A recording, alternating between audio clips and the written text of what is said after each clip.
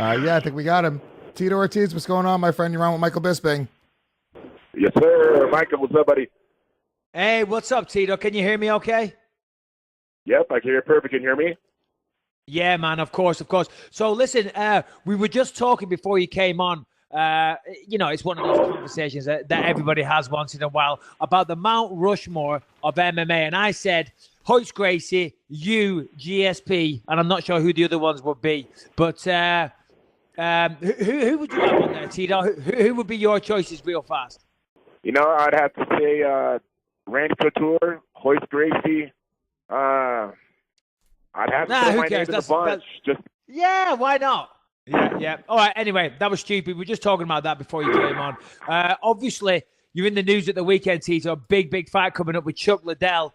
Talk us through this whole thing. How did this fight end up coming about? And, all that good stuff. Chuck Liddell came out of retirement and he said he wanted to fight me. He wanted to fight John Jones. And he was just talking a bunch of crap. And I was like, God, how do I get this started? So I tried to reach out to Dana to make it happen. Dana said, no way. I don't want no part of this. Then I was on Bite the Mic with Mike Tyson doing his podcast, and I mentioned something. I was like, I wonder if Oscar De La Hoya would be interested in promoting an MMA event. And I could see backstage that all of his guys started running around, talking. Then after the interview was over, they asked me if I was serious about it. And I said, yes, I completely am, 100%. And the next week I was in a meeting with Oscar. I brought it to the table. I presented to Chuck, and the next week he was in a meeting with De La Hoya. And then all of a sudden, 2 months later, the fight's getting announced. Now, Tito, you've been super active. Chuck been retired for a really long time. It's weird, right? Because, you have the 2 losses to Chuck in the past.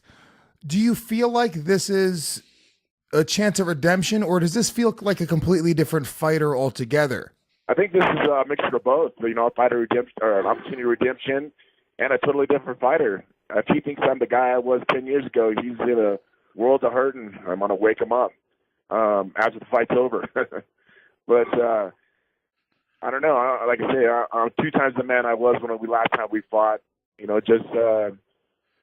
mature as you get older, you get better as you get older, and I've been in the game a lot longer. Mm-hmm.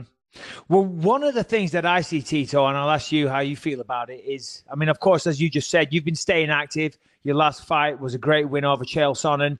You've been active. He hasn't fought in about 10 years.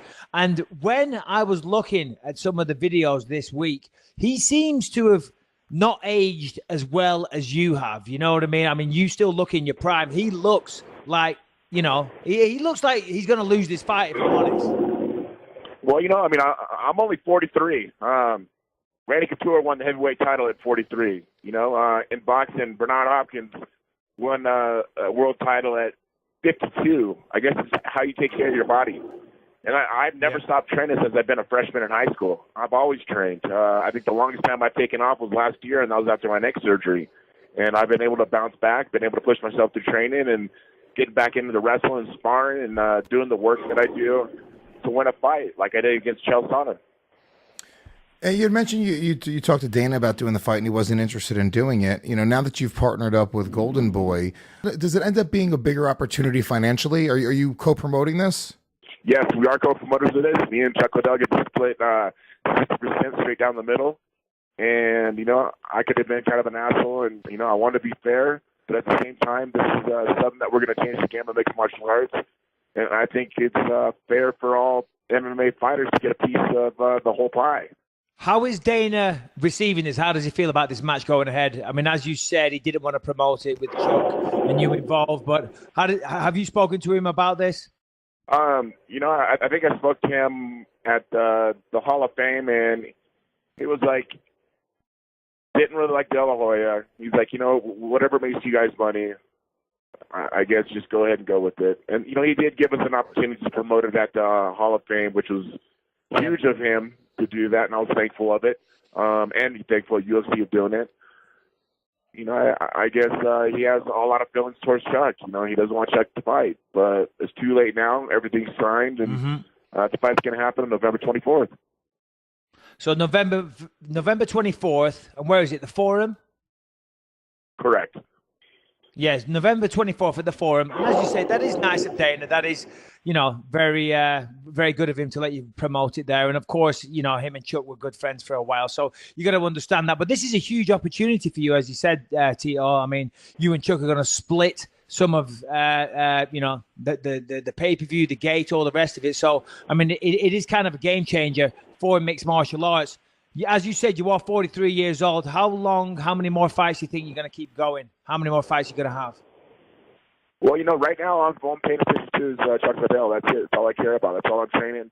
That's all that's in front of me. I'm not looking past Chuck at all. This is what I want to do. I want to train for fighters who are up-and-comers the same opportunity that I'm given right now.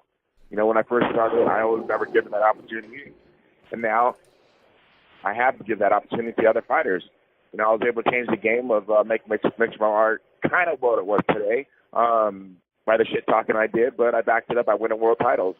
Now I get to change the game and the business acumen of it, of giving these fighters what they truly deserve. Tito, you just mentioned Randy winning the title at 43 years old. Is that something you're going for in the future, or do you see your career winding down? I think it really just comes down to I get an opportunity to start a true business model right now. The same thing that Oscar De La Hoya did with boxing and all the boxers that fight under him is getting back to the fighters. Taking a small percentage of it, but getting these guys paid because they put their lives on the line every time they step into a cage and fight. And I think that's what it's all about. This is a game changer, and I'm willing to sacrifice everything to make this happen for the futures of the fighters. And a lot of guys got to look at my career, and it's been a business to me since day one, and I've understood that completely. And I'm trying to give this opportunity to other fighters. So after this fight, Tito, are you going to carry on promoting with Oscar De La Hoya more mixed martial arts events, or is this a one-time deal with Oscar? Well, I think Oscar's kind of going to try to see how this works out and how the payment becomes at the end of the day, how the numbers are. But the reaction we're getting from the fans, the reaction we're getting from the media has been amazing. It's been great. This last week at the Canelo fight, I did over 20 different stations in Latino stations and here in America, and actually in the UK too. I mean, everybody covered it. It was amazing. But like I say, at the end of the day, this is hopefully a new business that starts, and I've been able to make a check mark off Chuck Liddell's name on November 24th. Very cool. Where are you right now, Tito? Either sounds like you're in like a bathroom or some kind of fucking time travel machine or something. We're getting these weird noises. Where are you, bud? I'm actually at a Scent adaptation, which is a CVAC machine. It's altitude simulation machine. It simulates altitude. I'm actually climbing right now up to 22,000 feet, and I dropped down to 1,000 feet in 2.4 seconds. And I do this in sessions of 20-minute sessions, about 5 sessions a day. But this helps the lactic acid out of your muscles, helps recovery. It helps you sleep really well. I know it just helps my cardio and helps me push myself during the training sessions. All right. Well, it sounds extreme. I don't know, when you say that you're going from that altitude to that altitude and doing an interview in the middle of it, I feel like it sounds a lot more extreme than it must be, because I'm waiting to hear like a drop in his voice, and it just. You don't understand. Trying to do an interview in this thing, you're at 20 feet is kind of like your brain's deprived of oxygen. So you're trying to put words together and makes it super, super hard. But at the same time, once you get the idea, I guess you're able to say it. Yeah. I mean, like I say, right now, 23,000 feet. It takes to put the words together. It is challenging. All right. Before we let you go, you tear your body into different, directions and change your molecules and all that other stuff. We're talking about this Chuck fight, and it's really interesting because, look, dude, I'm a fan of both of you guys, and I'm an old school UFC fan. And I started off, being a fan of that era specifically with you guys being sort of at the top of the game at that time. Chuck with being off for 8 years. Have you heard anything where he's either looking good or not looking good or anything? Because that's such a long time to be off, and he's so much older to be coming back at this point. I'm as an old school fan of Chuck Liddell, I'm almost kind of worried for him because you've got victories in the past few months. Yeah, well, actually, it's been a year. When I fought against Chell, that was January 21st of 2017. I put myself through a grind. I had no rock unturned. I did everything I possibly could. Chuck hasn't been doing that. But if you look at shape, and he says he can knock me out, so he's going to have to prove it. Yeah. All right, well, listen, so November 24th, live from the Forum, available on pay-per-view, Chuck Liddell versus Tito Ortiz 3. I'll be watching it for sure. Everyone else should take time, watch this fight. It's going to be epic. Tito, anything to leave us with before we let you go and get back to your training? You know, it's just funny how people kind of count me out when they say that I'm an older man and da-da-da. And my last fight against Chael, saying, oh, that choke was a fixed choke. These guys don't believe me. Come down to my gym, come roll with me and see how strong I am. Just let me get you in that choke and let me squeeze and put a lock on you. Yeah. People don't understand the stuff that I put myself through during training. And you just got to be confident. You got to work hard. Through the surgeries I've had, I shouldn't be doing what I'm doing today, but I'm able to do it with the mindset of knowing that I'm able to do it. And I want anybody who's out there and is going through training and has hard times and need to get out of bed and get to train, it's all for a reason. The reason is knowing yourself that you can do it. All right, buddy. Well, listen, if you want to do some sparring leading up to the fight, give me a shout because I'm around and I need to get my ass back in shape. So if you want to kick my ass a little bit, I'm more than down for it. Tito, we appreciate you calling in and giving up some of your time whilst in training camp. So thank you very much and kick ass in the fight. Thank you, Michael. And yes, I will take you up on that training. You guys can be that sparring you're doing. You're in shape yourself, buddy. Thank you. Yeah, I'm trying. All right, Tito. All the best, man. Have a good day. Talk to you soon. All right, man. Cheers. Thank you much. Later, buddy. Very cool. All right.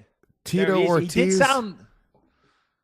You were a big fan of his, Lewis, right? Well, I was back in the day. I was a huge Chuck fan, and then because of my Chuck incident at the Mel's Diner in L.A., now I'm fucking even retroactively in my memories. I'm erasing my memories of being a Chuck fan, and now I was rooting for Tito back then.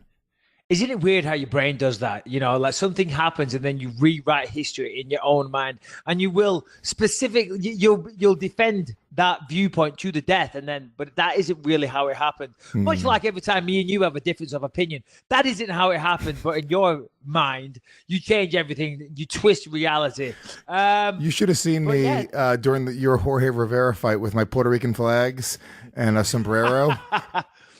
Yeah, I can only imagine. You know, it's funny there because Tito said, oh, everyone thinks I'm the older guy, but he's not the older guy in this one. Chuck Liddell, listen, I'm a huge Chuck Liddell fan. You know, I said something then in the interview. I said Chuck didn't look good, and he kind of doesn't, you know, and that's not trying to be disrespectful. He just, like, the way he's walking, he just looks like, he walks like a fighter that's had a tough life. You know, that's what I mean. You know what I mean? He kind of has that walk, kind of like the way a lot of older fighters do. So it's going to be interesting to see how Chuck actually turns out on the night. We've seen Tito time and time again recently. Go on, you're shaking your head. I don't think he has any chance. I think Chuck Liddell is a fucking, and this isn't because I'm kidding about the dumb Mel's Diner thing. That's not painting my opinion on this. I think Tito's going to fucking steamroll him, dude. He 8 years, 47, 48 years old, or how old is he? Was he 47? And I think he got knocked out. Chuck is 48. Yeah, like 6 out of his last 7 fights, he kept on getting knocked out. It was crazy. Cold. Rich Franklin, Rashad Evans, Rampage Jackson. Who else? There was a couple of others, and he just got laid out. Fucking cold, man. So that's why he had to retire. And now it's been almost 10 years, or is it 10 years to come back? I don't know, man. So I was thinking about this. I mean, maybe because it's been 10 years, maybe that's a good thing. Because maybe that's giving his jaw, his brain, time to heal. You know what I'm saying? Maybe he comes back and he is, you know, a younger version than what he went out at. You know what I mean? The version that was getting knocked out all the time. Maybe mentally and jaw-wise, maybe he's stronger. But I know that he does like to party as well. So if he's been partying like an animal for the last 10 years, then that's going to have a detrimental effect as well. Your question was? Well, Quentin Jackson, Rashad, Shogun, Rich Franklin, these guys all knocked him out. We should get somebody that understands the science behind it. I have a friend, Dr. Steve, who's he does a podcast who's great. Maybe he'd come on, or even maybe OC Fight Doc would come on and talk about it because that's an interesting thing. Can you know, would the recovery time help him with his chin. I don't know if the chin is going to be the issue with Tito. It's not like Tito knocks people out. Like, I think Tito is going to steamroll him. I think he's not going to be. I think Chuck Liddell being not active for this long and not, it's an athleticism thing. And if you're not used to doing this, who knows? I mean, if Chuck Liddell's in the gym, putting himself through everything, it just seems like it's a little weak. He wasn't looking good in his last few fights, and to take this much time off and to have that much age on you, it doesn't look good. And Tito actually, he's not kidding when he says it. Tito looks as good as ever. The fact Tito Ortiz did his last UFC fight, maybe it wasn't his last UFC fight, but he fucking beat Bader. Remember when he beat Bader in the UFC and nobody thought he was going to beat Bader? 100% I do. I was there, I think. It was crazy. One punch, he went down, then he got him in a guillotine. Yeah. Nobody expected it. Nobody expected it. And, he has been training hard. But, all right. Bader's so a current champion. Ortiz. Bellator. Yeah, you're right. You're right. Absolutely. So, November 24th, live at the Forum, available on pay-per-view. Check it out. All right, guys, you're looking to last longer and go extra few rounds. We're talking about the bedroom performance here, of course. Well, if you want to go harder and stronger, go to BlueChew.com. BlueChew.com has the first ever chewable that brings your performance to another level. Check this out. They've got the same active ingredients as Viagra and Cialis, so they definitely work. And since they're chewable, they'll work faster than a pill. You can take them anytime, day or night, even on a full stomach. And this stuff is cheaper than those too. So this is a no-brainer. You just get them very simply by going online. BlueChew.com is the way to do it. Lewis, talk about your experiences here, because we know you need help in this department. But thankfully, down to Blue Chew, you now have it. Everyone fucking needs help in this department. Let's not pretend that this isn't a normal problem. This is my theory. So what happens is you've been banging the same chick for a while. If you're married, this is what happens with older men, dude. Eventually, it's just not going to work the same, and you can't go cheat. You can't be a scumbag. So what do? You see a doctor. Boom. This takes all of it out. You go onto a website, you fill out a form. It took me like 5 minutes, dude. I filled it out.